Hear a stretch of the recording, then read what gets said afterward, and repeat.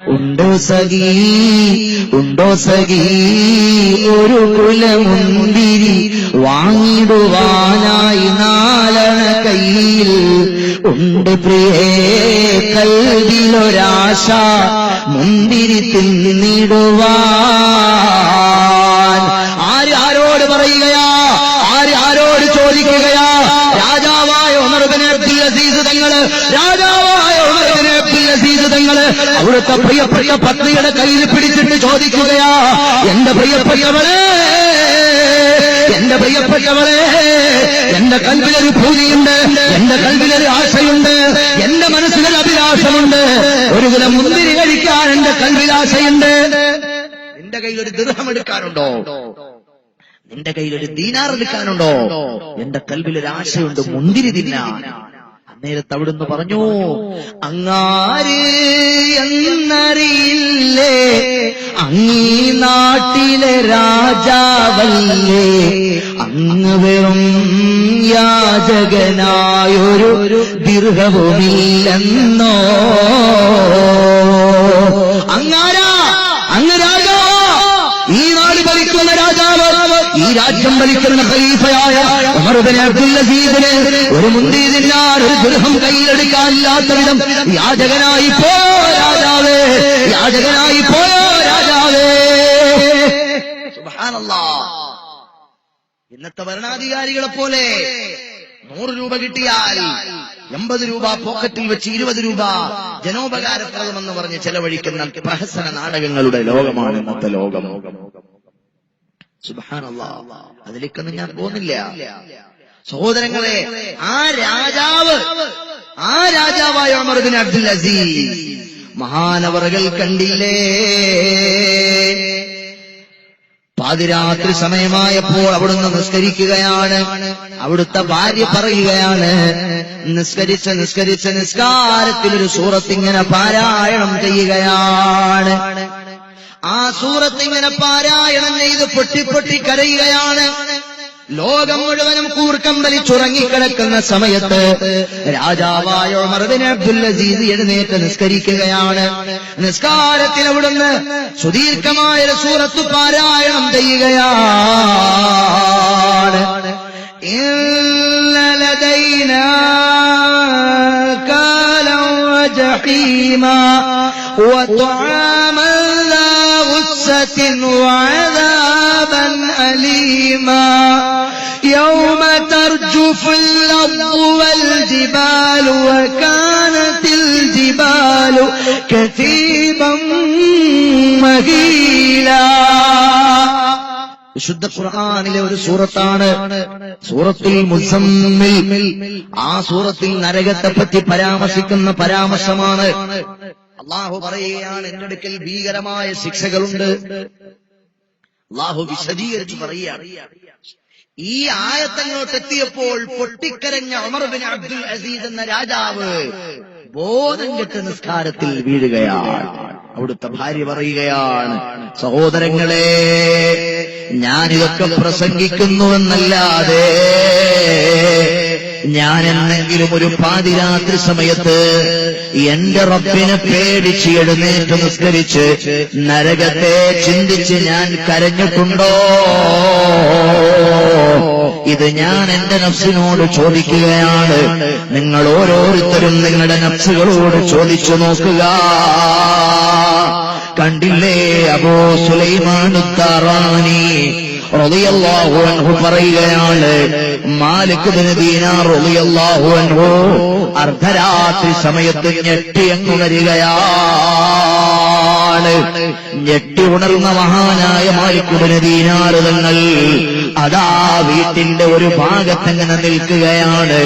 സുബ്ഹി bank വിളിക്കുന്നതുവരെ ആ ഒരൊറ്റ നൃത്തം തുടരുകയാണ്. മാലിക് ഇബ്നു ദീനാർ തങ്ങൾ അർദ്ധരാത്രി സമയത്ത് ഞെട്ടിയുണർന്ന് എഴുന്നേറ്റ് നിന്നു. ഒരൊറ്റ നൃത്തം. എവിടം വരെ? സുബ്ഹി ബാങ്ക് വിളിക്കുന്നതുവരെ ആ നൃത്തം അങ്ങനെ തന്നെ നിന്നു. അന്നേരത്ത് ചോദിച്ചു, ഭാര്യ ചോദിച്ചു, എന്തിനാണ് ഈ പാതിരാത്രിയിൽ ഉറക്കം വരാതെ ഇങ്ങനെ ഈ ബെഡിന്റെ ചാരത്ത് എഴുന്നേറ്റ് ഒരേ നൃത്തം ഇങ്ങനെ നിൽക്കുന്നതെന്തിനാണ്? സുബഹി വരെ നിന്നതെന്തിനാണ്? അന്നേരത്ത് മഹാൻ പറയുകയാണ്, സുബ്ഹാനല്ലാഹ്, ഞാനൊരു സ്വപ്നം കണ്ടുപോയി. എന്താണ് ഞാൻ കണ്ട സ്വപ്നം? എന്റെ ഭാര്യയല്ല, എന്റെ മക്കളെയല്ല, നരകം ഞാൻ സ്വപ്നം കണ്ടുപോയി. ആ നരകത്തിൽ കുറെ ചങ്ങലുകളും കൊളുത്തുകളും നരകവാസികളായ ആളുകളുടെ മേൽ ധരിക്കപ്പെടുന്നതായി ഞാനങ്ങ് സ്വപ്നം കണ്ടുപോയി. അതുകൊണ്ടാണ് ഞാൻ പാതിരാത്രിയിൽ ആ നരകത്തിന്റെ ഭീകരത ഇങ്ങനെ ആലോചിച്ച് എഴുന്നേറ്റ് ചിന്തിച്ചു നിന്നതാണ്. എനിക്കുറക്കം വന്നില്ല. എന്റെ ജീവിതത്തിൽ എന്നാണ് ഒരു രാത്രിയിലെങ്കിലും, എന്റെ ജീവിതത്തിൽ എന്നെങ്കിലും ഒരു രാത്രിയിൽ, മോനെ സബിൽഷ ഈ ഫാനും നിറവെച്ച്, എന്റെ ജീവിതത്തിൽ എന്നെങ്കിലും ഒരു രാത്രിയിൽ അള്ളാഹുവിന്റെ നരകത്തെ പേടിച്ചിട്ട് ഞാൻ കരഞ്ഞിട്ടുണ്ടോ സഹോദരങ്ങളെ? ഞാൻ എന്നോട് ചോദിക്കുകയാണ്. സുബ്ഹാനല്ലാഹ്, നമ്മൾ ഓരോരുത്തരും, നിങ്ങൾ കണ്ടോ ഇമാമുൽ ആദം അബൂ ഹനീഫ, ഇമാമുൽ ആദം അബൂ ഹനീഫ റളിയല്ലാഹു അൻഹു ആരാ? ഇമാമുൽ ആദം ആരാന്നറിയുമോ? സുബ്ഹാനല്ലാഹ്, ഹനഫി മദ്ഹബിന്റെ ഇമാമാണ്. 40 ലക്ഷം ഹദീസ് മനപ്പാടമുള്ള പണ്ഡിതനാണ്. വലിയ ആലിമാണ്, സാലിഹാണ്, ആബിദായ മനുഷ്യനാണ്. അവരുടെ സംസ്കാരം കഴിഞ്ഞ് പള്ളിയിൽ ഇങ്ങനെ ഒരൊറ്റ ഇരുത്തമാണ്. മുഅദ്ദിൻ വിചാരിച്ചു, എന്തു പറ്റി ഇമാം അവർക്ക്? സാധാരണയിൽ നിന്ന് വിപരീതമായി മുസല്ലയിൽ ഒരേ ഇരുത്തം ഇരിക്കുകയാണ്. ഇതെന്തു പറ്റിയതാ? ഇമാമുൽ അഅ്ളം അബൂ ഹനീഫ റളിയല്ലാഹു അൻഹു ഇറങ്ങി വരാതിരുന്നപ്പോൾ മുഅദ്ദിൻ പള്ളിയുടെ വാതിൽ ഇങ്ങനെ ചാരിയിട്ടങ്ങ് മടങ്ങിപ്പോയി. കുറെ നേരം കഴിഞ്ഞിട്ടും ഇമാം അവറുകൾ പുറത്തിറങ്ങിയില്ല. അബൂ ഹനീഫ ഇമാം നിസ്കാരത്തിൽ നിന്ന് നിർവഹിച്ച അതേ മുസല്ലയിൽ അതേ ഇരുത്തം ഇരിക്കുകയാണ്. സുബ്ഹി ബാങ്ക് വിളിക്കാൻ വേണ്ടി മുഅദ്ദിൻ സാഹിബ് പള്ളിയിലേക്ക് കടന്നു വന്നു. വാതിൽ തുറന്നു നോക്കിയപ്പോൾ അബൂ ഹനീഫ ഇമാം അതേ ഇരുത്തം ഇരിക്കുകയാണ്. മെല്ലെ അടുത്ത് ചെന്നിട്ട് ചോദിച്ചു, അല്ല ഇമാമുൽ ആദം തങ്ങളെ, എന്തു പറ്റിയതാ? വല്ല രോഗവും പിടിപെട്ടോ? വല്ല വിഷമവുമുണ്ടോ? അവിടുന്ന് ഇശാ നിസ്കരിച്ചിട്ട് വീട്ടിൽ പോയില്ലേ? ഇതുവരെ പോയില്ലേ? നേരത്തെ മഹാനവറുകൾ ചോദിച്ചു, അല്ല, നിങ്ങൾ ഇതുവരെ വീട്ടിൽ പോയില്ലയോ? നിങ്ങൾ ഇതുവരെ പുരയിൽ പോയില്ലയോ? നേരത്തെ മുഅദ്ദിൻ പറഞ്ഞു, ഞാൻ നിസ്കാരം നിർവഹിച്ച് അവിടുന്ന് വരുന്നതും കാത്തു കുറെ നേരം പള്ളിയുടെ പുറത്തു നിന്നു. പക്ഷേ അവിടുന്ന് വന്നില്ല. എന്തെങ്കിലും ഇബാദത്തിലായിരിക്കുമെന്ന് കരുതി ഞാൻ വാതിൽ ലോക്ക് ചെയ്യാതെ ഞാനൊന്ന് ചാരിയിട്ടെന്റെ വീട്ടിലേക്ക് പോയി. ഇപ്പോൾ സുബ്ഹി ബാങ്ക് വിളിക്കാൻ വന്നതാണ്. സുബ്ഹിക്ക് ബാങ്ക് വിളിക്കാൻ വന്നതാണ്. ഇതുവരെ അവിടുന്ന് എഴുന്നേറ്റിട്ടില്ല. അവിടുന്ന് നിസ്കാരപ്പായയിൽ നിന്ന് എഴുന്നേറ്റ് പോയിട്ടില്ല.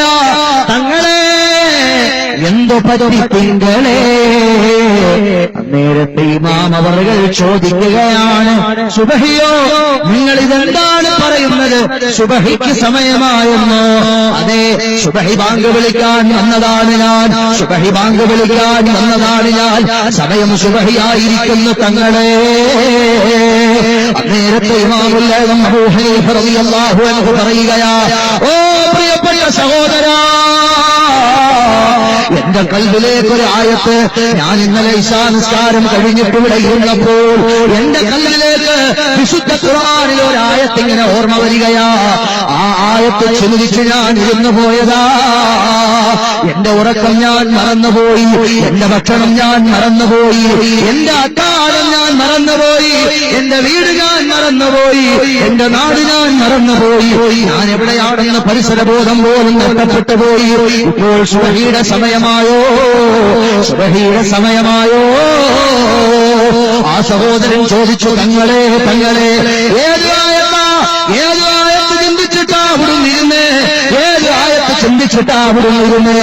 നേരത്തെ ഇമാം അവറുകൾ പറയുകയാ, വിശുദ്ധ ഖുർആനിൽ ആയത്തുണ്ട്, ഫമൻ യഅമൽ മിത്ഖാല ദർറത്തിൻ ഖൈറൻ യറഹ് വമൻ യഅമൽ മിത്ഖാല ദർറത്തിൻ ശർറൻ യറഹ്. ഒരു വട്ടമല്ല, ഒരുപാട് വട്ടം ഞാനും നിങ്ങളും കേട്ടിട്ടുള്ള ആയത്താണ്.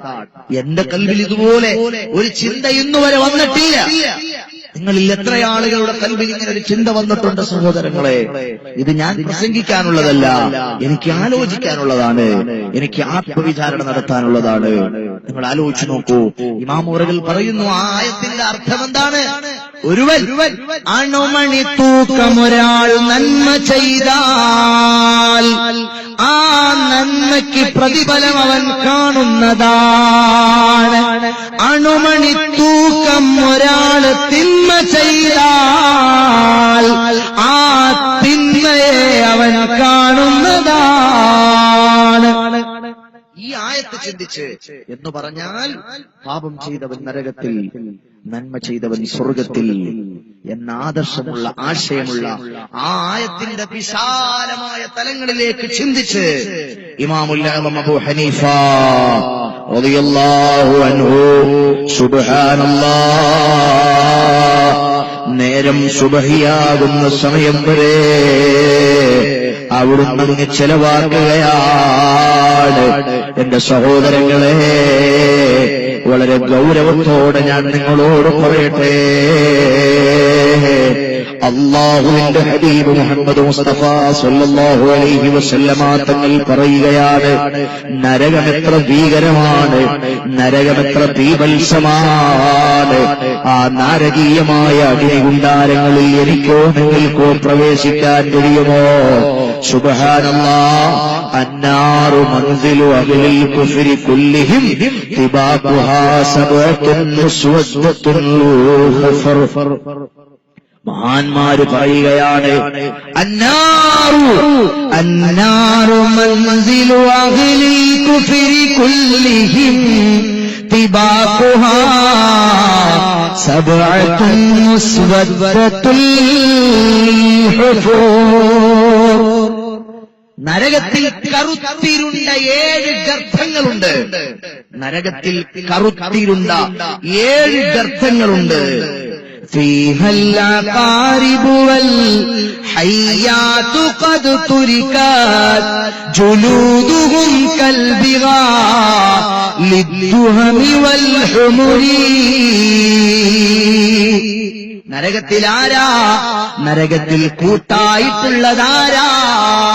ഭാര്യമാരല്ല, മക്കളല്ല, ഇന്ന് നമ്മുടെ തോളെ കൈയിട്ട് നടക്കുന്ന നമ്മുടെ ഫ്രണ്ട്സ് അല്ല. നരകത്തിൽ കൂട്ടായിട്ടുള്ളത് കറുപ്പും ചുവപ്പും കലർന്ന കഴുതകളുടെ തോലുകളുള്ള ഭീമാകാരന്മാരായ തേളുകളും പാമ്പുകളുമാണെന്ന്, തേളുകളും പാമ്പുകളുമാണെന്ന് ഹബീബേ ഖുദാ മുഹമ്മദ് മുസ്തഫ സല്ലല്ലാഹു അലൈഹി വസല്ലം. ആരാണ് നരകത്തിൽ നമുക്ക് കൂട്ടുകാരായിട്ടുള്ളത്? കാളകളുടെ വലിപ്പമുള്ള തേളുകൾ. സുബ്ഹാനല്ലാഹ്. കാളകളുടെ വലിപ്പമുള്ള ഹയ്യാത്ത് പാമ്പുകൾ. ആ പാമ്പുകൾ നരകത്തിൽ നമുക്ക് കൂട്ടുകാരായിട്ടുണ്ടെന്ന് മുഹമ്മദ് മുസ്തഫ സല്ലല്ലാഹു അലൈഹി വസല്ലം തങ്ങൾ പഠിപ്പിക്കുകയാണ്. അല്ലാഹു കാത്തിരക്ഷിക്കുമാറാകട്ടെ, അല്ലാഹു കാത്തിരക്ഷിക്കുമാറാകട്ടെ. സഹോദരങ്ങളെ, നരക ദുനിയാവിലെത്തി പറയും, പടച്ചവനെ എന്നെ നരകത്തിൽ നിന്ന് നീ രക്ഷപ്പെടുത്തണേ അല്ലാഹ്. ആലോചിച്ചു നോക്ക്, ദുനിയാവിലെ തീ എന്ന് പറഞ്ഞാൽ നരകത്തിലെ തീയിൽ നിന്നും 70 ഇരട്ടിയല്ല, 70-ൽ ഒരു അംശമാണ് ദുനിയാവിലെ തീ. ആ ദുനിയാവിലെ തീ അള്ളാഹുവോട് സഹായം ചോദിക്കുകയാണ്, കാവൽ ചോദിക്കും. പടച്ചോനെ, എന്നെ നരകത്തിൽ നീ പ്രവേശിപ്പിക്കല്ലേ അല്ലാ. അങ്ങനൊരു നരകം. ആ നരകത്തിൽ നിന്ന് രക്ഷപ്പെടാൻ എന്തു മാർഗമാണ് എന്റെ കയ്യിലുള്ളത് സഹോദരൻ?